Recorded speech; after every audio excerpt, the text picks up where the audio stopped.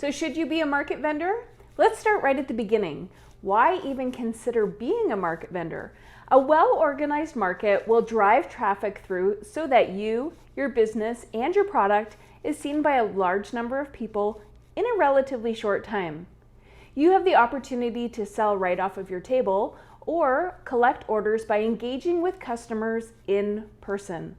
When people get to learn about your products right from you, they start to know, like, and build trust with you. You've heard me say this before, but people buy from people who they know, like, and trust. In addition, they are much more likely to refer you to their friends because they have a connection with you. Markets are a great way to network with other vendors, learn about other events, and the snowball effect comes into play.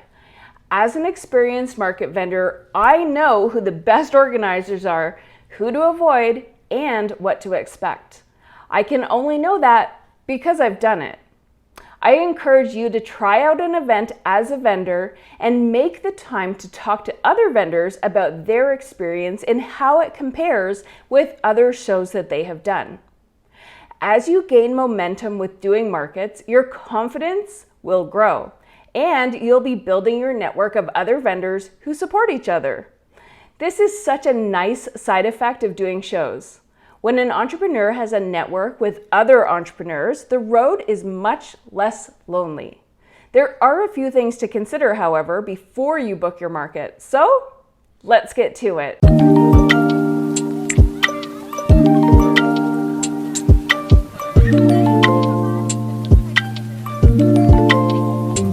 Where do you even find these markets? When you're brand new to the market scene, it can seem like markets are hard to find, but here's a list of some places where you can start. You can search Facebook, search your local newspaper, event listings on any local sites that you have, ask on social media if anybody knows of any upcoming events. Ask a crafter or somebody in direct sales if they know of any upcoming markets. There's other places you can look as well.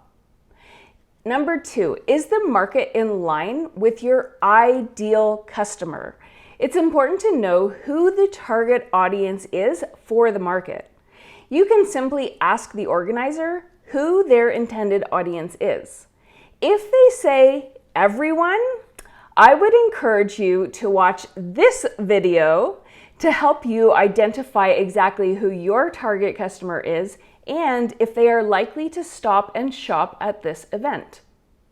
As an example of this, the product that I sell is best suited to somebody who is willing to pay for an affordable luxury. If the market is in a local winery close to where I live, I tend to do really well at those.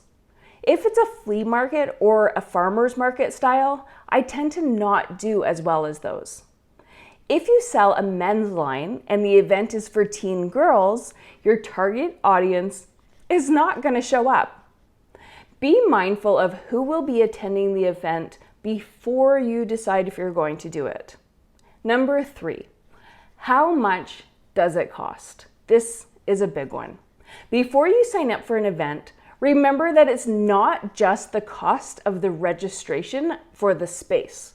You also have to take into consideration what your time value is. How many hours will you be there from setup to teardown and your product costs? I talked about figuring out your time value in this video. What are the expenses you need to incur over and above the registration fee? What inventory are you going to need to buy? Do you need to also buy a 10 by 10 tent? Is this an outdoor market? Of course, a market tent can be used more than once if all goes well. But find out from a friend if you can borrow one or decide if it's worth the investment. You also want to invest in a light but sturdy table. Well, at least one. It depends on what you sell, as well as your own signage and tablecloth. So where is this market being held? How much gas is it going to cost you? And how many hours of your time to travel to and from the market? Will you need to rent an Airbnb for a night? Yes, these are all business expenses, but you want to make sure you understand them before you jump in. I recommend making a list of all of your expenses and then work out exactly what you need to sell in order to break even. Break even means that your expenses are covered and you're at net zero. When you look at what your goal is, you need to know how much you need to make. If you want to make $500 at the event, how many sales do you need in order to make that happen? Don't forget that your income is the amount you make on top of what the product costs you. If you sell an item for $100, but you make 25% commission, that means you make $25 on that item.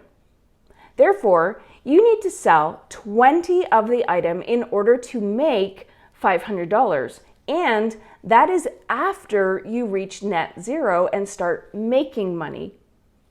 If this is making sense to you, please comment "making money after net zero" so that I know that you're tracking with me.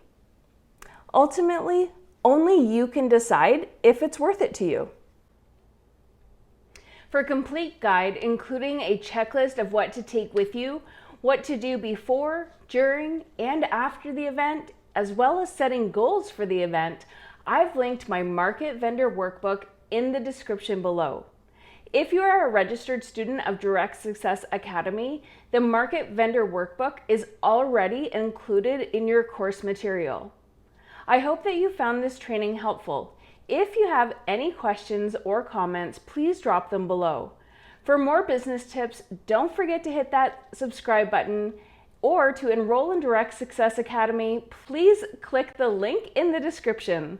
Thank you for being with me this week, and I'll see you in next week's video where I will be helping you know how to start. Whether that's starting your day, starting your business, or starting your team, I'm looking forward to helping you, well, just start.